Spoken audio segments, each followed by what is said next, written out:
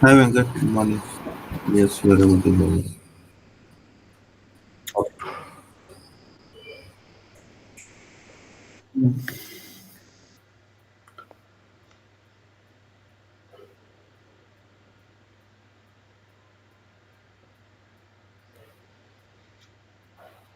Okay, so let's start our today's session. Let me share my screen.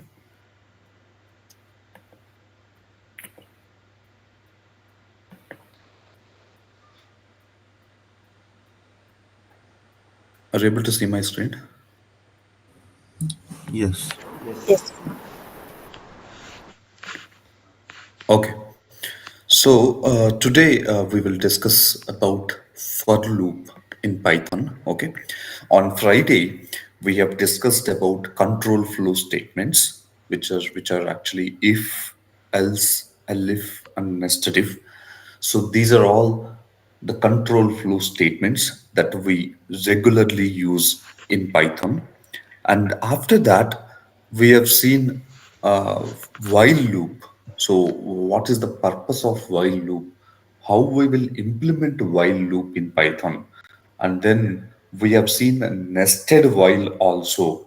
And also we have seen while with else statement, right? So these are all different examples that we have tried on Friday. Today, we will see the most important uh, loop that we will utilize in real-time projects, that is for loop. Okay, how actually we will implement for loop in Python, and what are different data collections that we can utilize for loop along with, right? And also, we will see some file handling, how we will read a file in Python, how we will write a file in Python, how we will modify a file in Python, right? So these are all different file-based operations that we regularly utilize or use in Python, right? So the file handling is important because for a typical data engineer, we will be writing programs or we will be writing automations on files. For example, you are receiving a file from the user and user asked you to clean that file and return back to, right? So in that case, you have to write your code or write a Python program to read that file and do some operations and write back to the user location so that user can utilize the cleaned file, right? So remember, guys, as a data engineer, you'll be you'll be the single point of contact for all the data related issues. Be very, very clear on that front. Our course will go towards the data engineering. Okay. So we are not into the web application development. Be very, very clear about it. Okay. Our curriculum is completely defined for cloud data engineer role. Okay. So for the cloud data engineer role, we need Python plus SQL as prerequisites. Okay. So in that process, we started Python, and it's been a couple of weeks. We are into Python, and we have seen the core concepts starting from the variables, all those things we have seen. Hope everybody have set up their development platforms and everybody started practicing at least. Okay. So saying that, as a data engineer, our core responsibilities are defined in such a way that we'll be playing with the data from day in and day out. Okay, so that is the core goal for you, because as and when you started working in, you'll be receiving data from someone, and then you'll be asked to do something on top of that data, and then you'll be giving that data to some other person, right? So In a typical business process, wherever the data related activities are needed, right? Wherever the business demands a data flow or a data transformations or a data loading is required, then data engineer come into the picture and he'll solve all the data related issues. Okay, because we are the one who will be ingesting data from multiple different source systems into the central platform, and we are the ones who will be cleaning the data or transforming it and modifying it or manipulating it or aggregating it according to the business requirements, and then we'll be loading it into a clean space wherein my business users or my reporting people or my data scientists or my machine learning engineers or my artificial intelligence engineers will utilize my data and they will solve the business problems. So, the core responsibility of a data engineer is to build that centralized data platform for entire business downstream.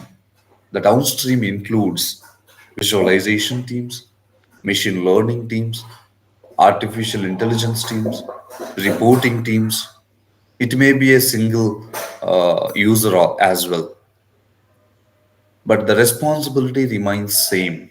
Your goal is to build that centralized data platform. In the process of building that data platform, in some cases, you may be given to file based operations. You'll be utilizing, you'll be reading files. Business asked you to read files and write files, do something on top of the files, right? So in that scenarios, the file based operations are very, very critical, and we'll be utilizing these file based operations in our day to day activities. And remember, people who are doing some kind of automations, for example, in my team, I'm doing, a file based, a Excel file based manual work, wherein I'll go and fill in some Excel files regularly in my team, right? So in that scenarios, if you can utilize this Python programming to do some automations, why to do manual activity? Let us take an example. I am filling my login and log out daily in an Excel sheet and I am sending it to my lead. This is one of the activity that my lead asked me to do every day. Okay. Now, why you have to manually go and fill that files? Because if you know a little bit of Python programming, you can automate that process, right? Take my system login when I log in, and then when I log off my system for 10 minutes or half an hour, then take that as my logout and then fill that in an Excel sheet or write it into an Excel sheet and then send that Excel sheet to my, a lead. From starting to ending, you can actually do it in Python. So build your mindsets in such a way that everything can be automated. Be very, very clear. Everything, the activities that you do, it's not a development process. You develop things for automation only. Be very, very clear. Okay.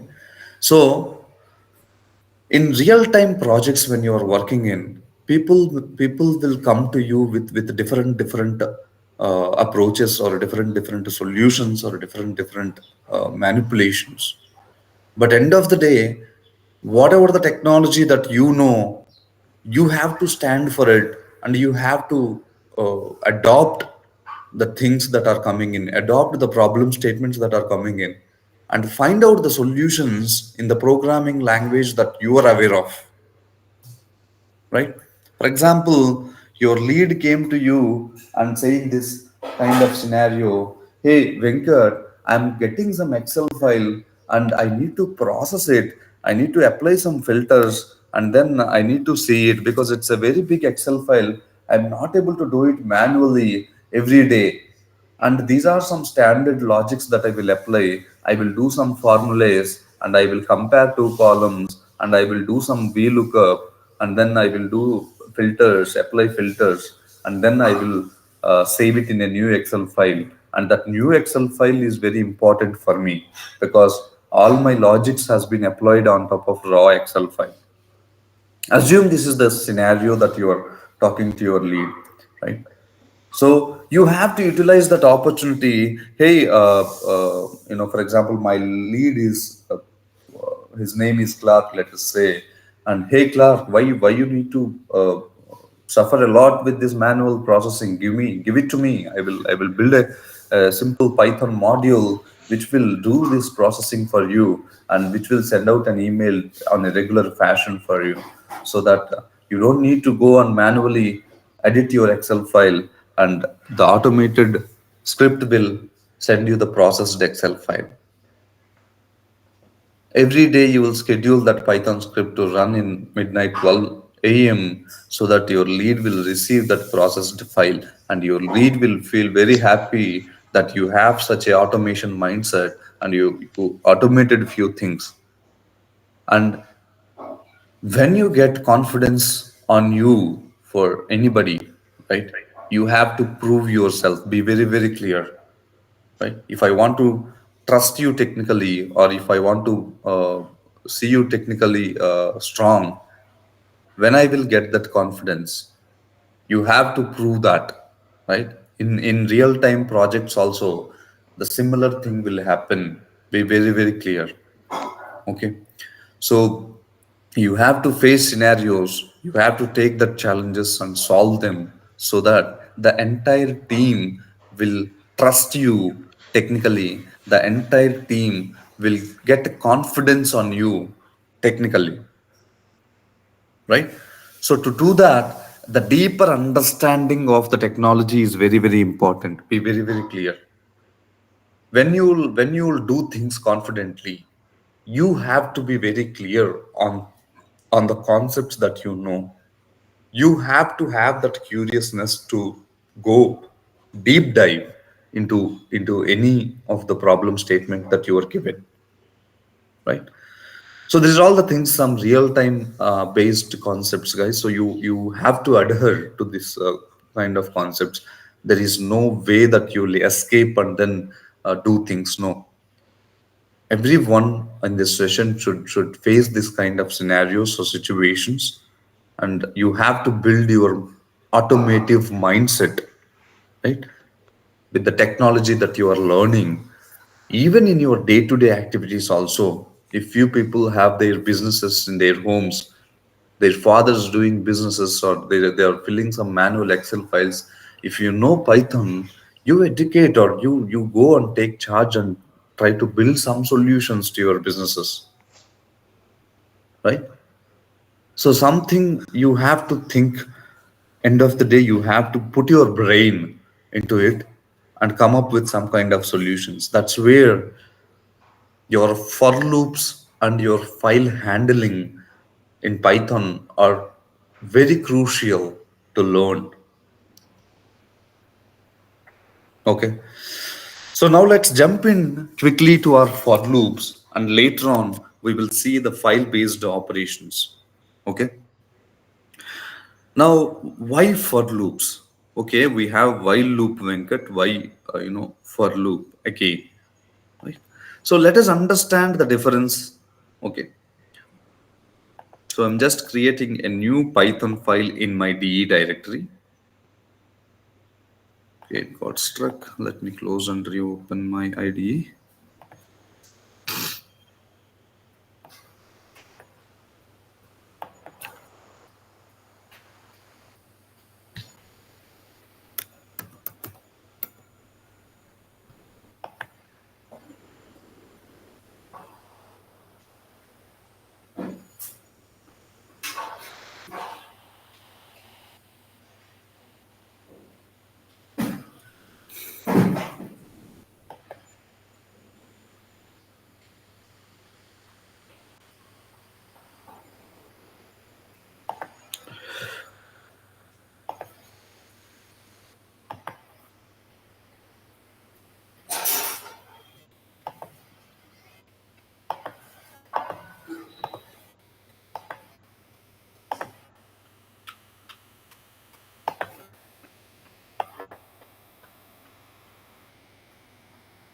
Okay. So here if you see, so why for loops, right? So your while loop will iterate things based on a particular condition, correct? So based on a particular condition, your while loop will, uh, you know, will do or will iterate things. But your for loop will iterate every element that is there in the data collection. So that is the major purpose of your for loop. Okay. Let us take an example. You have a list.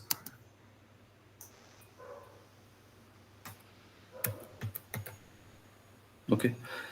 I want to iterate over each element. So, I mean, for example, I want to do some operation on each element that is there in the list. I want to do some operation. Let us take an example. This is my list. Okay. And you are asked to multiply each element with 10. Okay. Multiply each element with 10 and return the new result. Return the result that came after the multiplication. That is what your requirement is. Now, in that case, what you will do, right? You cannot do this. Okay. So, for example, whatever the items that you have, first of all, here we have 5 elements. But in real time, let us take an example. You have 1,000 elements. So the you can do this also. So here, if you see element one,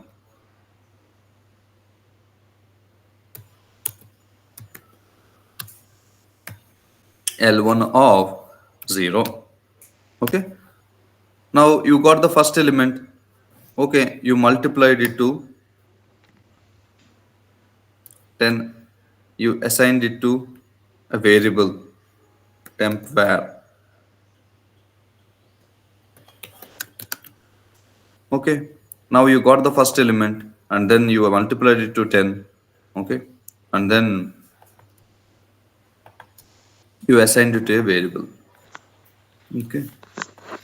Now what you can do, L1 dot or L1 of 0 equals to temp var.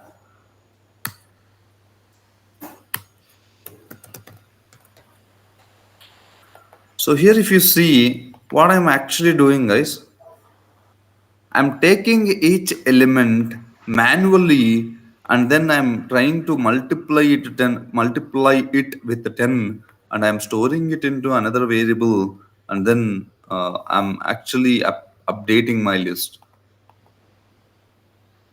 Like this, for how many elements you will do, guys? Let us take an example here, 5 elements. Okay, 5 updates you will do.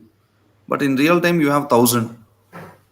In that case, how actually dynamically you will iterate through each and every element, and how actually you will do processing on data collection with iteration or with iterating element by element automatically, right?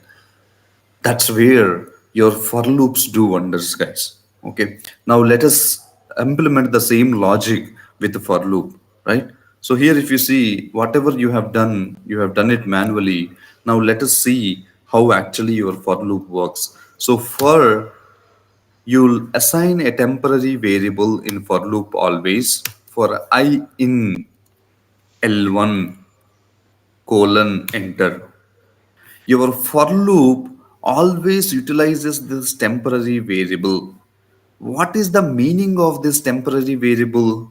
See, if you read it in a English also, you'll get to know for I in L1 meaning for element in L1.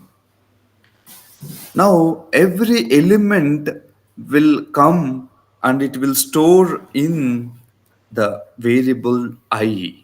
Be very, very clear. Every element it will come and it will store in the variable I. And once as and when the internal operation is completed, your for loop automatically move your pointer to the second variable and then your I will be overwritten with the second variable. And again, once the second variable operation is completed, then again your for loop will move the pointer to the third variable, and then your I, temporary variable I, will be overwritten with the third variable. So like that, your operation or loop operation will proceed. Okay. Now let us see how actually your for loop is working. See this. It printed all the element one by one. Okay. So now how you will iterate your sets,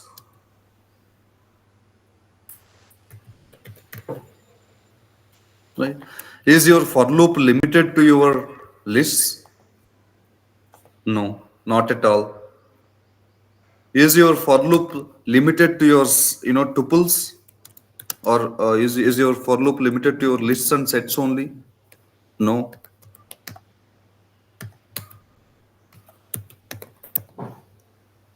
You still can iterate tuples as well,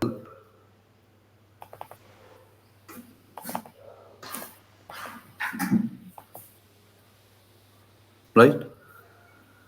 Element by element you are reading from the data collection and do the operations whatever you want on top of that element inside that iteration, right? Now let us implement our example of multiplying 10 for each and every element in the list, right? So let us do that operation. Now here if you see, you got every element into the I, and what you need to do is here if you see I into 10, sorry, I, the temporary variable I into 10, right? Okay, so now Venkat, I multiplied, I'm getting all the result that I'm expecting. Sorry, I'm getting all the result that I'm expecting, but how can I store it from the for loop, right? It always depends on your logic, guys. See here, I'm declaring my result list as empty out of my for loop. Okay. Now I'm storing this into a variable called multiplication underscore result equals to. Okay, and you declared a new list and you know all the list based operations. At this moment I'm expecting everybody to everybody is aware of all the list based operations. So I'm directly utilizing my list dot append function, and I'm appending my result into the new list. Okay, now when you come out of the for loop, so when you will come out of the for loop, you will just come back to the starting of your line. So it came out of the for loop. Now when you print your result, when you print your result, then your result will be a list. Are you able to understand the example that we have tried using the for loop? Respond, guys. Any questions? Yes, understand. Any questions or queries? Okay, so this is the very basic example that you can work with using the for loop. So it is not limited for your list sets and tuples. Okay, in dictionaries also, on top of the dictionaries also, you can implement the for loop. Okay, so here if you see how actually we are iterating each and every element inside the data collection and do operations. Okay, do operations.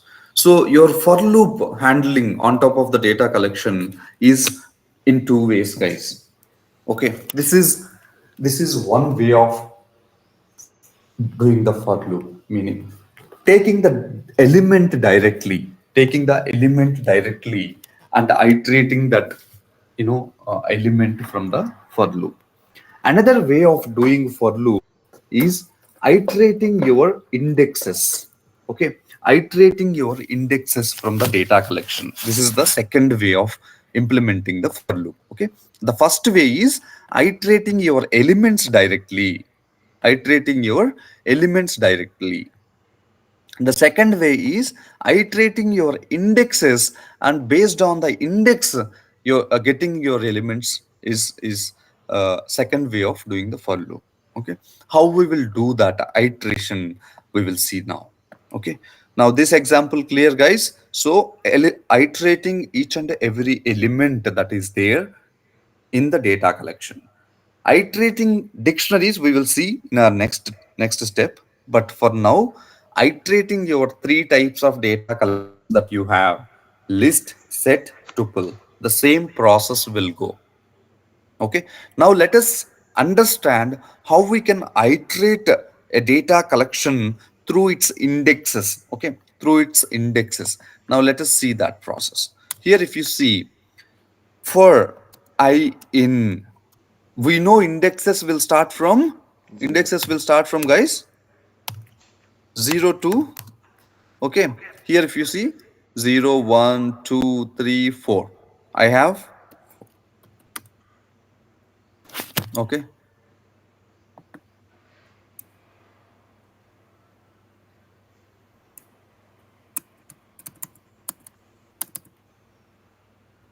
for I in, sorry, for I in range of 4.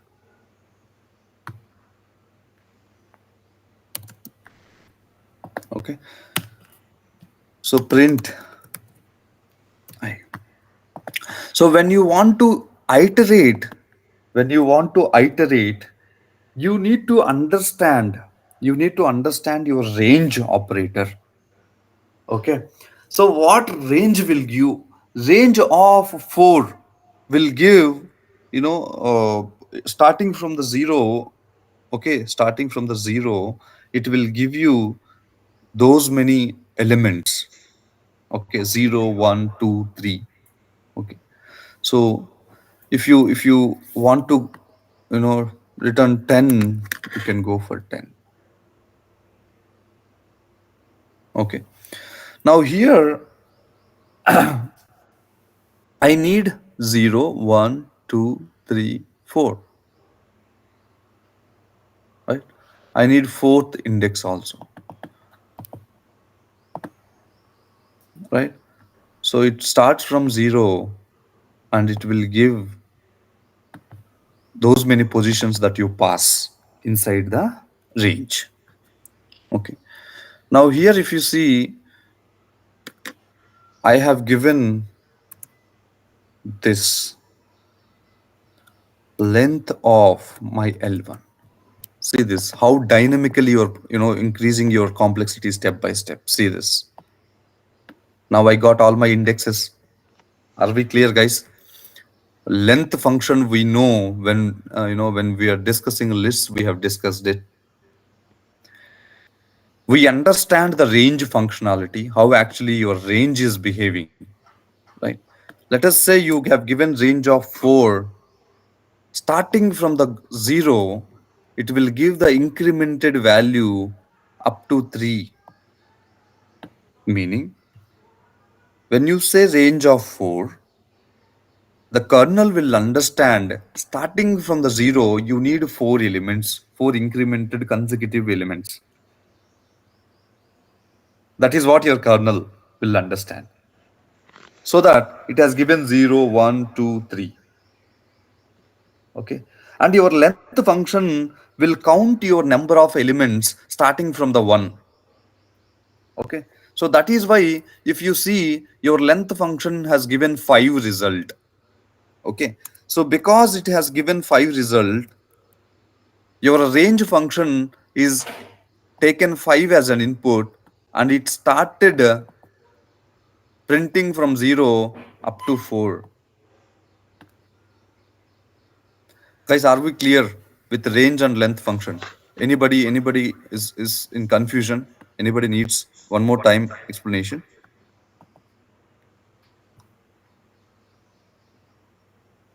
Are we clear? Yes. Yes, I'm clear. Okay. So this range along with the length of your list will give you all the indexes that are present in your list in a order, in a specific order. Okay. So when you are iterating your data collection, index based iteration is also very, very important. Let us take an example, the previous example. I don't want to store the result in a new list. I want to update the same list. So how you will achieve that? You have to know the index position to update the list. Am I correct, guys? Am I correct? So if you don't want to store the result in a new list, rather you want to update the same list. To update the same list, you need the index positions. So let us see, I have my indexes in the I. My 0th index is coming. So how I will utilize is now I have the control I equals to, right? L1 of I equals to L1 of I into 10.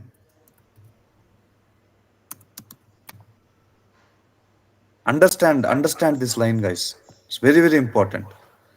I got my index into my temporary variable I, and L1 of, let us take an example first. I got my 0 here. L1 of 0, what is that? 1. Okay. Now here, if you see updating list updation syntax, here what I'm doing, I'm updating my 0th position with L1 of I. What is my L1 of I? 1 into 10 into 10. So when I do this, your logic is more simplified, right?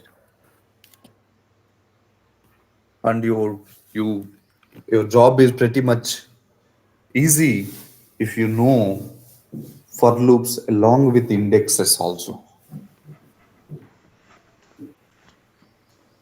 Okay, so when to use indexes or when to use element based operation, you know, just now you have observed. Right? It depends on the use case, guys. If you want to play with the indexes, if you want, you don't know what are the elements into it, and you always need indexes, then in that case you have to go with this similar process. And the majority of the times in real world projects, we go with the index based iteration. Be very, very clear. Because in the single iteration, you will get the element along with the index. Wherever the index is needed, I will use my index. Wherever the element is needed, I'll utilize element. So if you iterate based on the indexes, this is what the advantage that you will get. If you iterate with elements, the advantage that you will get is you will get only element value inside the loop. But if you iterate with the index, you will get the index value, and with that index value, you can get the element value as well from your data collection. That is the beauty of iterating with indexes. Are you with me, guys? Are you with me? Are you able to understand? Yes, Yes. Okay. So that is why the index based iteration is very, very important. Now, oh, hey Venkat, here we have taken, five elements in the list, and we will be able to understand, the indexes. Index is the end index is 4, so that we can give manually. But in real time, you will get data collections with millions of elements also, guys. Be very, very clear, with millions of elements. Okay. So let us take an example. You are reading a file which is having 1 million records. Okay. And this file, it will become a list internally to the Python kernel, and each line is an element in the list. So once you have elements in the list, how you will iterate dynamically, right? This is how you will this is how you will, find out the end index of that list. Okay, so the end index here also dynamically we are passing whatever the length it may be, right? Whatever the length it may be. See here, now I am actually giving 6. My list size I'm increasing, right? I don't need to change my code. See here, it will automatically go along with the indexes that are there in the list. The dynamic passing of your end index is also important. Okay, with the indexes, how we can dynamically pass the end index of that list using the length and range functions. Be very, very clear.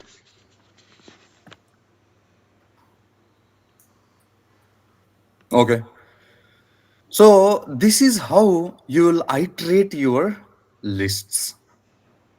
Okay, this is how you will iterate your lists. And sets, tuple, same. Okay. Two ways we have seen, guys. Iterating the element itself, each and every element itself from the data collection. Iterating indexes of that data collection one by one. Okay. So be very, very clear when you are working with these collections along with the loops. These concept collections along with the loops will do wonders in your day-to-day activities, guys. And you will be utilizing this concept. When I say concept, the data collections along with the for loops and index based iteration and control flow statements will do wonders. So if you simply see the real time projects, right? So if you simply see the real time projects, you'll understand how actually the control flow statements along with, you know um, along with your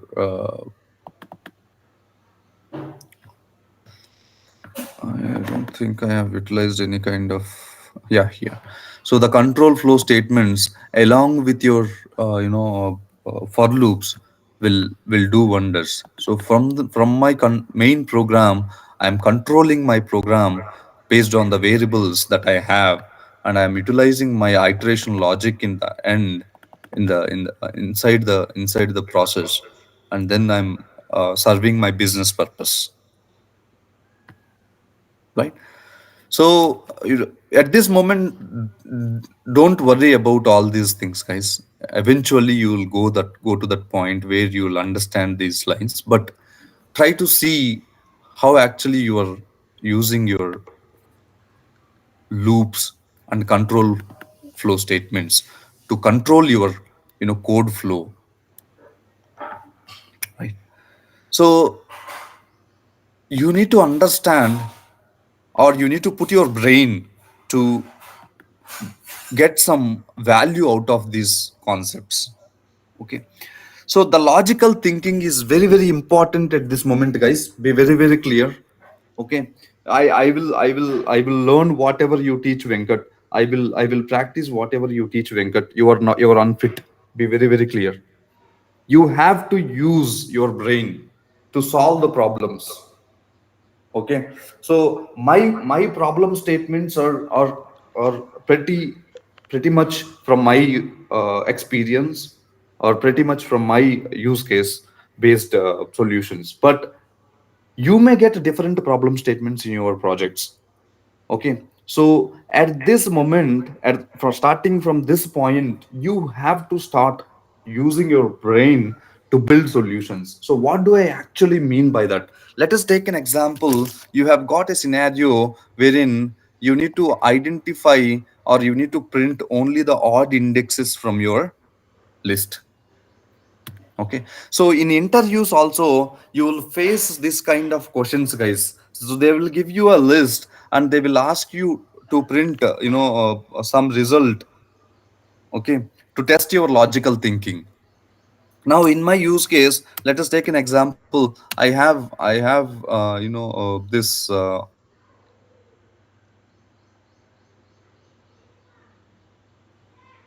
problem statement is print only the odd elements from the list. Okay, so what is the even, what is the logic for finding a number is a even or odd, guys? Anybody tell me?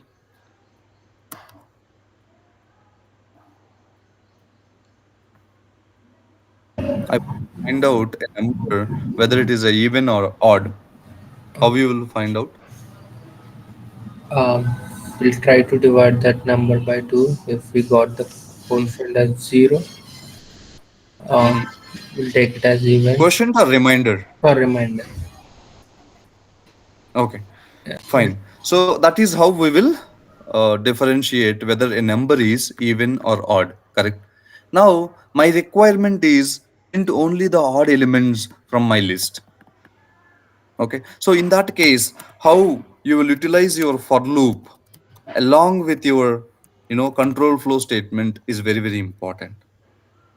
Okay, now for I in L1, if I percentile, so the modulus operator that we have discussed, the reminder it will give I percentile 2 is not equals to 0. So here the not equal to operator in Python we will specify like this. Okay, if we are writing not equals to operator in the if loop, we will give double equals to, and if it is a not equals to, then we will give exclamation. Okay, here if you see not equals to 0, then only print that element.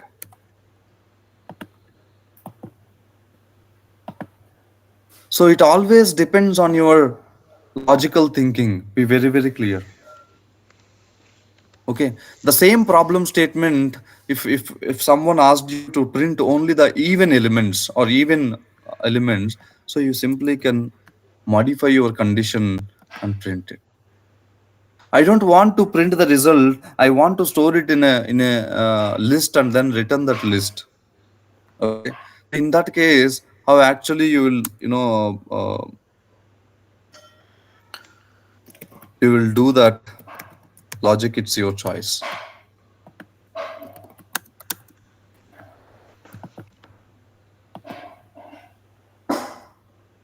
right?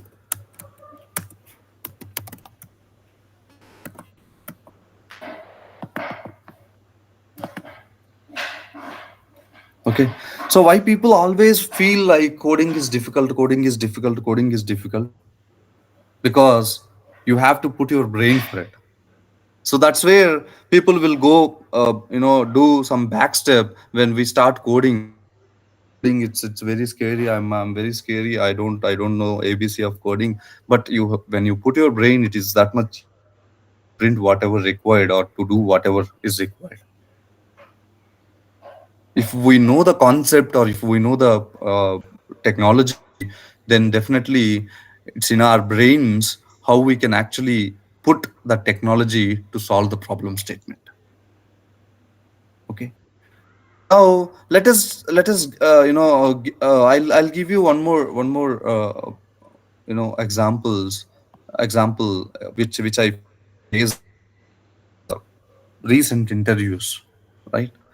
So what they need is basically they need all the elements which are from the list. They need they need the elements that are divisible by 2 and that are divisible by 3.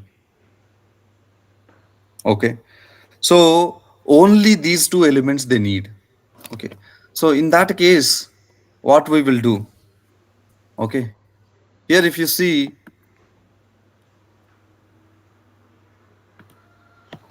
they need the resultant. I'm very clear. So here di underscore 2 divisible by 2, I'm declaring one result. Divisible by 3, I'm declaring, you know, one more result list. Okay, now let us start iterating my raw list. Okay, this time I'll go with my indexes for I in 0 to length of L1. Range. I don't know why this 2 operator is not getting recognized. Let's go with range.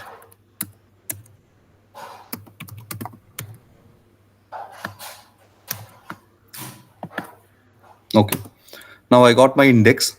Okay, now what is my element? So element E equals to L1 of I. This is my element. Now I got 1 into my thing, so I need to check whether it's divisible by 2 or divisible by 3. So now if I or E percentile 2, if E percentile 2, then, or sorry, E percentile 2 equals to 0, then di underscore 2 dot append of E. Elif. See guys, how actually we are making use of your control flow statement along with,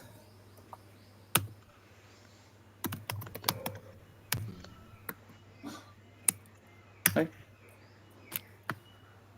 Now when you,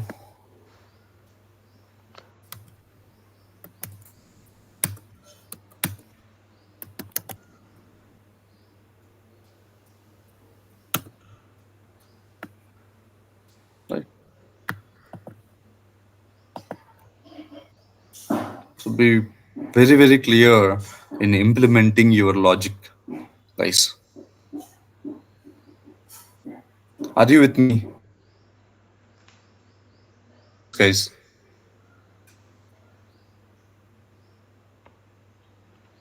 Yes. Okay, so that's all for today, guys. I mean, today we have discussed about for loops. Okay, fine. So now I want to discuss a very important thing in the coming 5 minutes. Okay, I want everybody to stay back. Okay, so now the task for you guys tomorrow. Okay, note down this task, guys. So this is very important to solve tasks in my sessions. Okay, I will randomly pick one of the person tomorrow in tomorrow's session, and I'll ask for the solution to explain. They have to share the screen and they have to explain the solution for it. Okay, now let us take an example. This is my list in, or ln equals to input. Okay, I have this, a 10. Let us say here I have c 2, let's go with 1, 5, 6, 7, 2, 4, 3, 2, 2, 6.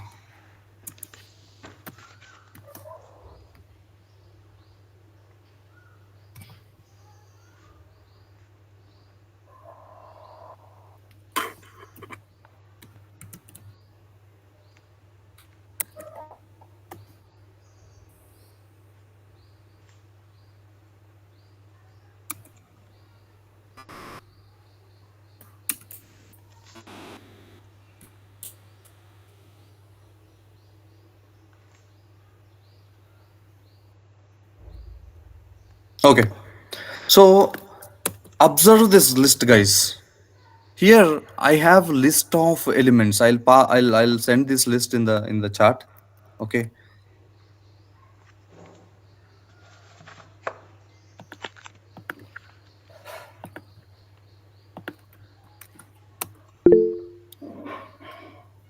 Okay. Here if you see, I have the list of integers 1, 5, 6, 7, 2, 4, 3, 2, 6, 5, again 10, 15.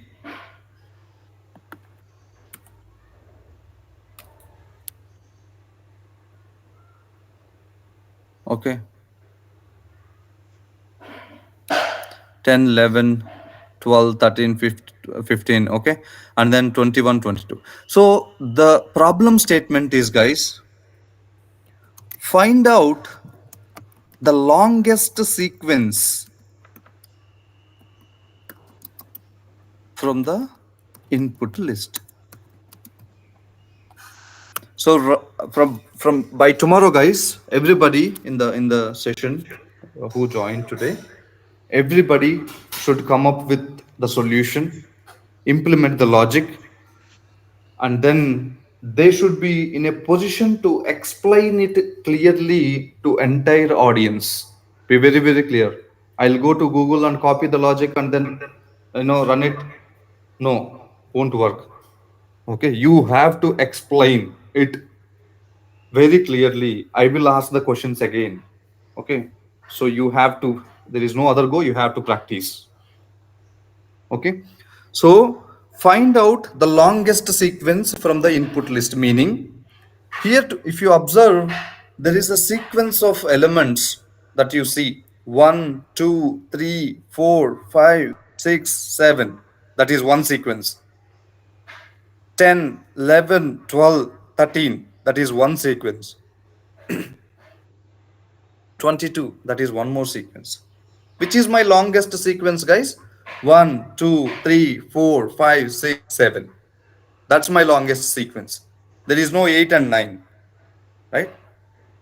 And you have 10, 11, 12, 13. That is second longest sequence. And 21, 22, that's the third longest sequence. 15 is the fourth uh, sequence. So I need the longest sequence that is there in the list.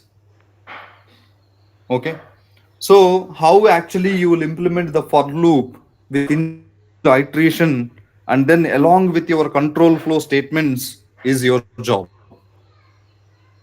Now it's time for solving good problem statements, guys. Take these problem statements as a challenge and then try to sit and write your Python program to solve this problem statement. Okay. So tomorrow, definitely I will in the first 10 to 15 minutes, I will concentrate on this solution, guys. Everybody clear? Everybody understood the problem statement or task? Any questions?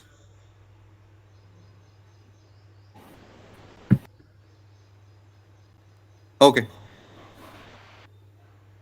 Can we apply sort function? That's your job, your headache. Whatever you want to apply, you apply. Tomorrow when I ask, explain. Okay.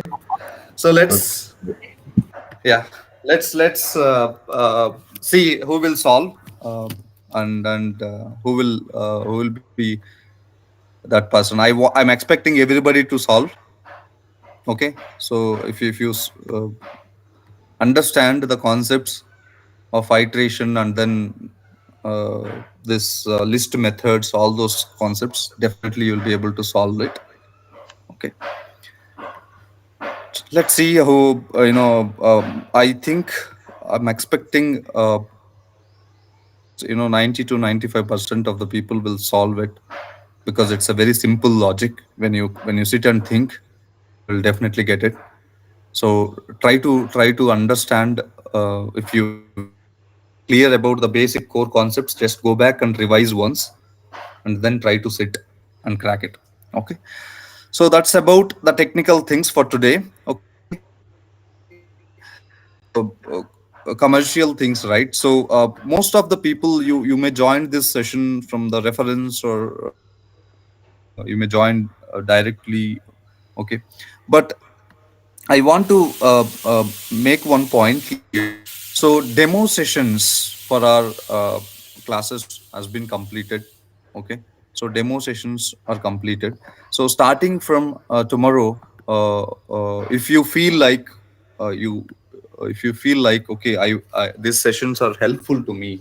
Okay, I want to continue uh, these sessions, right? And if you want to choose your career path as data engineer, and you want to build your career in cloud data engineering, if you feel like these sessions are helping you, then starting from tomorrow, there will be a new link that I will create, and it will be absolutely a paid batch.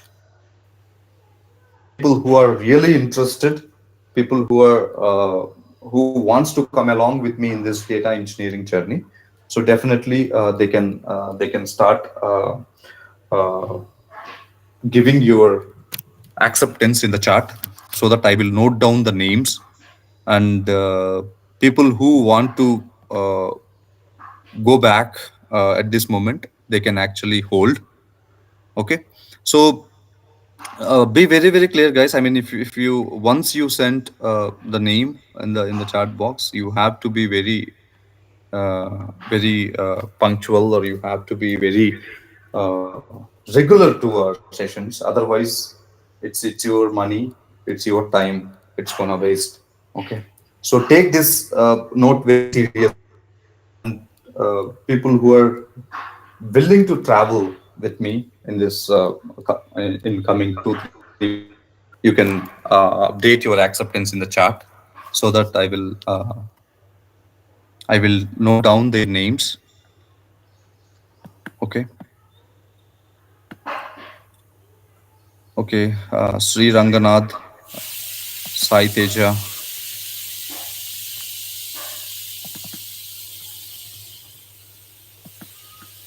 Okay. Anusha.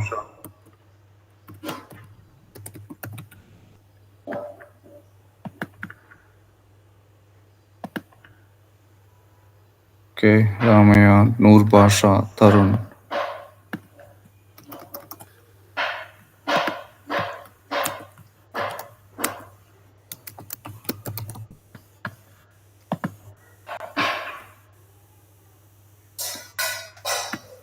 Prakati, Sharwani, Sai Kumar.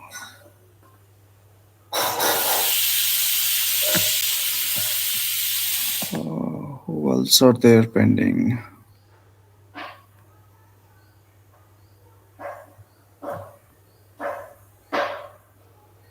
I think Rajnikant. So what about you? Yeah, why not? I'll discuss later in meeting. Okay. Okay. Fine. No problem. So, okay, fine, guys. I'll reveal the financials tomorrow.